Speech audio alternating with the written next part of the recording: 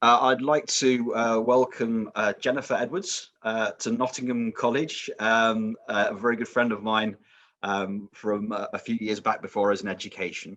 Um, and you probably don't know much about, or you might not know much about the historical parts of Hollywood as of yet, but Jen is really involved with the skeleton, really, the bones of the making of Hollywood in many respects from her family. Yeah, we're here today to just talk about her journey, being an actress in Hollywood, what it's like to sort of live the dream where she is, and is it easy? You know, what's the reality of the situation? So this is great for not only our media production students, TV, film, writers, journalists, but performing arts. You know, the actors and actresses, the singers, the musicians that aspire to tour the world. And obviously, Hollywood is always seen from our angle as being this shiny diamond off in the ethereal netherworld. But you know, Jen's here today to say, hey, actually, we're real human beings. We got a journey to tell and a story to tell as well. So I just like to let you introduce yourself, if that's okay. Sure. Well, you already did. I'm Jennifer Edwards, and yeah, I my background, I guess, you know, my great grandfather was a silent film director. My grandfather was a first assistant director and a production manager, and then my father began. Well, he began as an actor actually. He did a few movies that he wasn't really proud of as an actor. One was called Hangman of the Swamp, and he just it just didn't fly with him being an actor so much. And then he started writing. He started writing in radio. So he had a show called Richard Diamond, which was a detective series. So he was the head writer on that, and then he launched into film as a writer, and then became a director. And then most of the films that he ended up being best known for, he wrote and directed. That was his ultimate goal. He didn't want to be directing other people's material. He wanted to direct his own and produce as well. So he could have, you know, full control basically.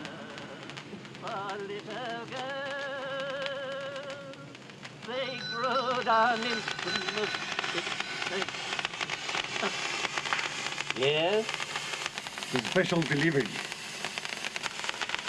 Thank you. I'm sorry, I'm a little short. Forget it.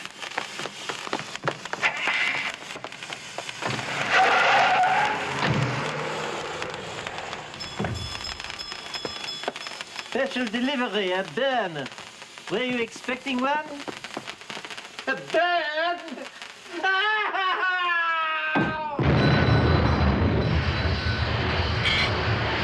I mean, that's quite an epic sort of place to be in the Hollywood system, particularly at that time. Could you just remind us what your dad's name is? My dad was Blake Edwards. So he was, you know, a lot of people would know his films per se, but a lot of people wouldn't necessarily know him by name. I don't think. Although he was acknowledged. He won an honorary Academy Award a few years ago, and even people in Hollywood were, you know, who kind of knew his name or whatever, were surprised at the amount of films that he actually directed and wrote and all of that. And so it was nice for him to be acknowledged in Hollywood. True Masters, Blake Edwards.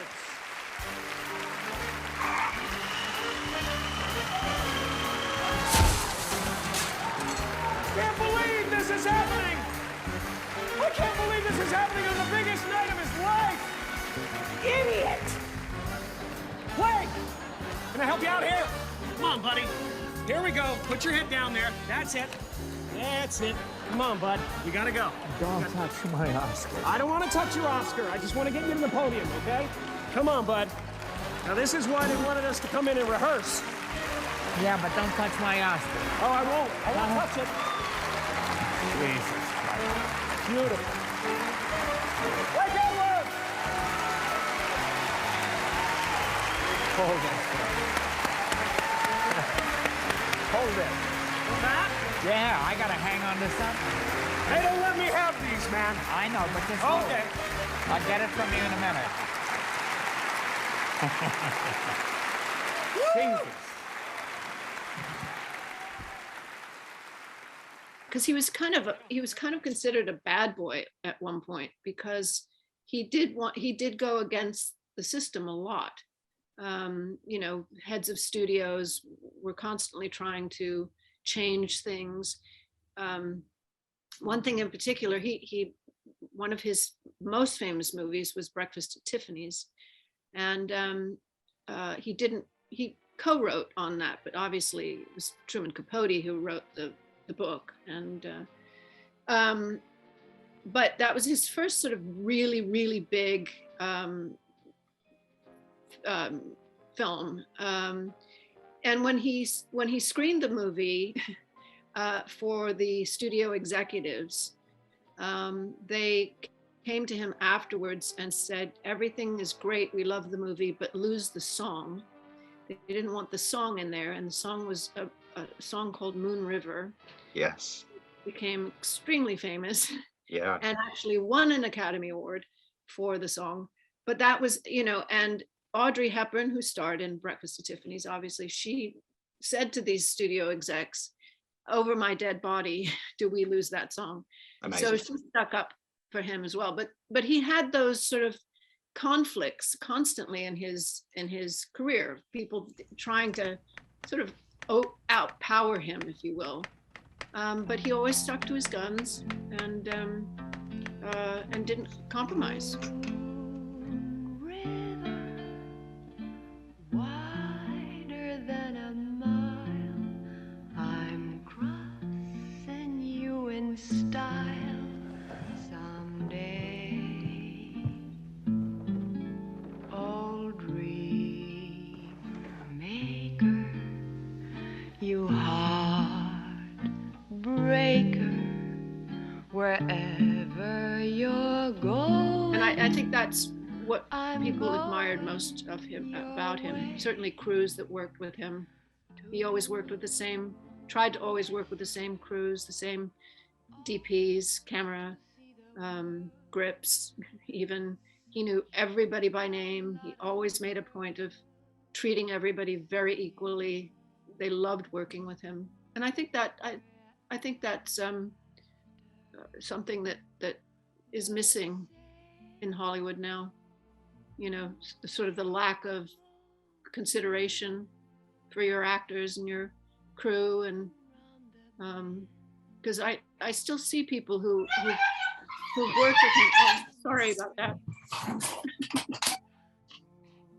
You have Frenchie, you know how that is. I know Frenchies. Can you hear the thundering? Yeah. All right.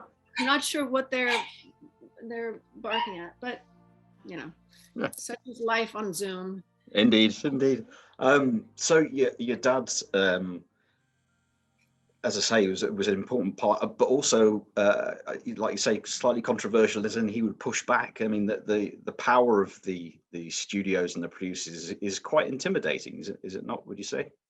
Well, it certainly was at a certain point, until he got to a point where he contractually had in his contracts that he was allowed to have final cut, because a lot of times these studio heads would come in, you'd finish a film and they would say, oh, we don't need that scene, or we'll take this out, or we'll put this in, or whatever, so that the director would end up with something that conceptually wasn't in his, you know, his or her original concept.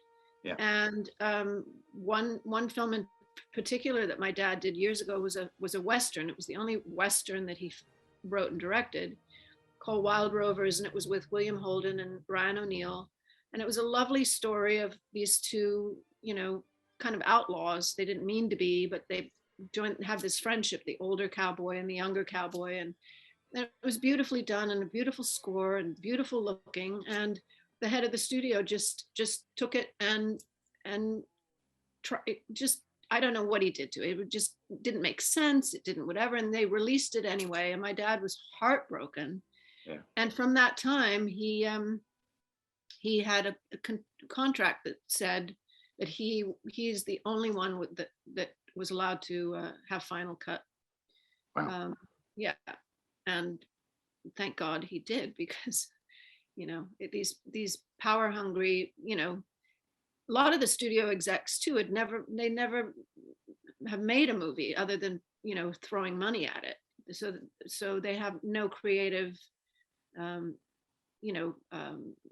nothing in their creative brains. It's all, So it's almost like, do that film, move on to the next big one, make your Right. stamp somewhere, and right.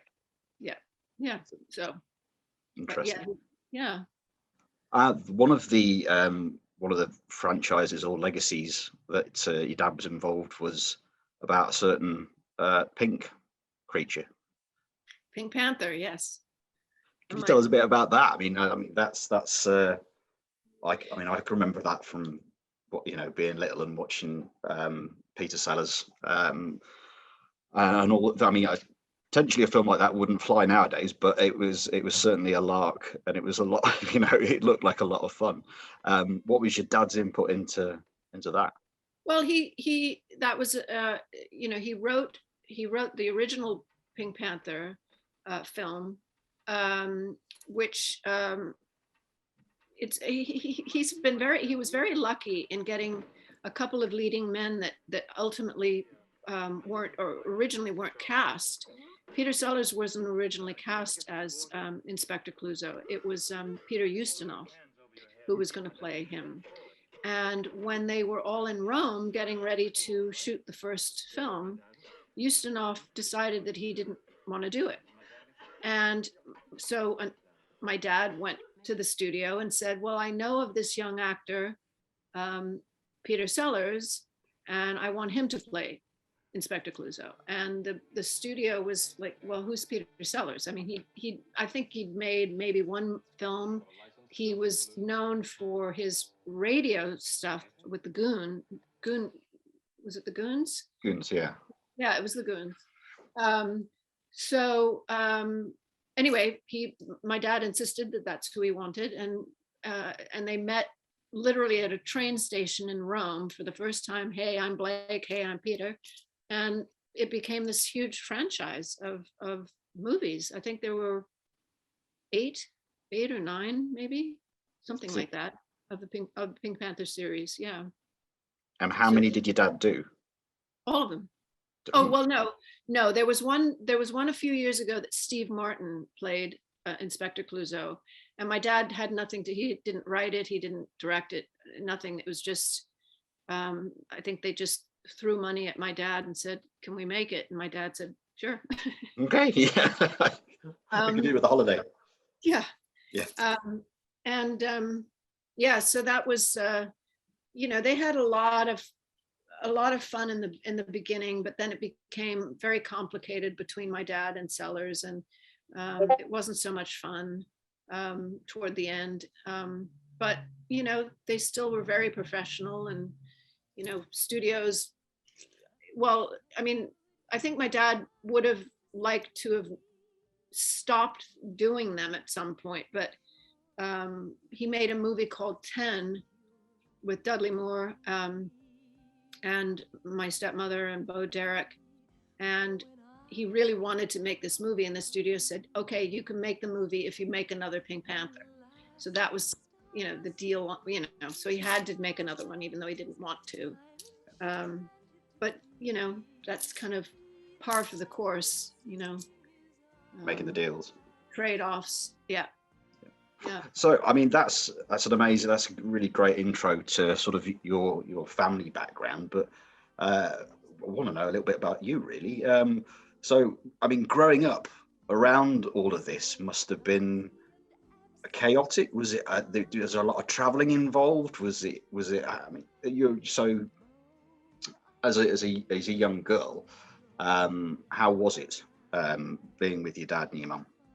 Well, they would,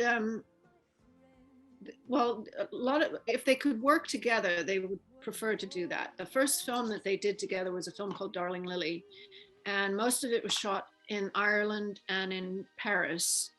And it was basically all summer they shot. So all the three of us kids that were alive at the time, they're five now, but we were all there for the whole time. So we were on the set, we were,